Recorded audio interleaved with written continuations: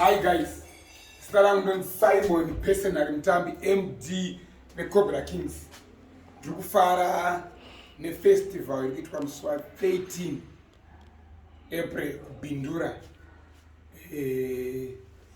sports club chakarongwa nabasharo Alick Macheso. Chine sungura chete. Tikutilena kushakata.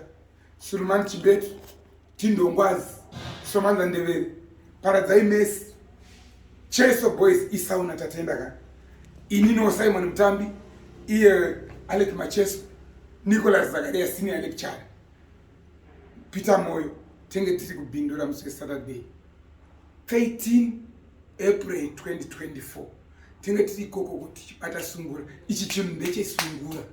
Munhu wese anoteera sungura anofarira sungura chero uri kuDubai, chero uri kuAmerica, chero uri kuSouth Africa, chero uri kuCape Town, chero uri muHarare, chero muBundura macho. Ungoyotsigira sungura yako. Momboona kuti upenyu hwesungura huri papi ende future yesungura iri papi.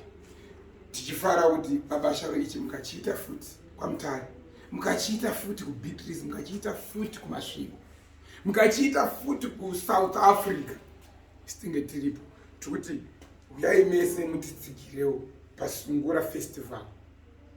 Tenge tiripo tichitendawo mamanager akafurira babasharo vanenge tichimakamadze Lucky tichita mwana ichi chinhu chesungura ichi nyaya dzacho dzofanira kusumukirwa, nyaya dzacho dzofanira kufambirwa because ndo Zimbabwe music sungura. Pakarira gitari ndo music wemuZimbabwe. Saka ndoda kuti mese muye ipapo. Ini ndenge ndiripo, ndiri pamamonya ipapo ndendiripo tichiti ndine nyuwani wende chaimbo. Chembere yako yawakarora aitifadze isu asi munongodanana. Ndatenda zvangu.